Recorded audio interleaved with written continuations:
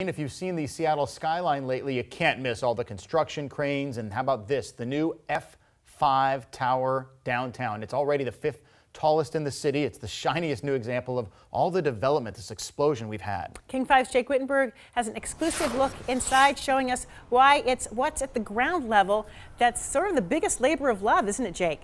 Yeah, good morning, Joyce. It sure is. And with first light here on a Wednesday, the view at Alki is just as good as it can be, if you ask me. Honestly, I have seen more cranes, I feel like, in recent days than I've ever seen. And we've been talking about this for years. You can get a good look at the F5 tower from here. And the skyline, as you mentioned, definitely changing. Even from 2015, when we took this picture, there are far fewer buildings. 1979, you've got the Kingdom and all the fewer buildings in that picture. 1959, look at the difference.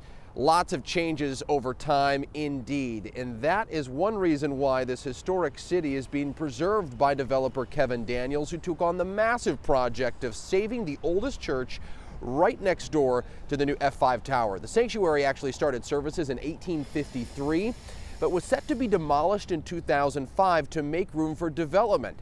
Now the church is incorporated into the design of this new shiny tower. They even come within 4 feet of each other at one point.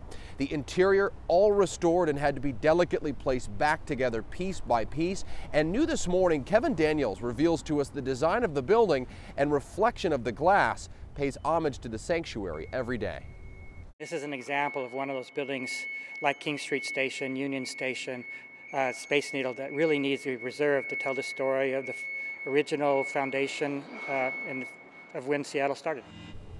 Now, as for the F5 tower itself, it's now the 5th tallest building in the most expensive project to date during this development explosion in Seattle.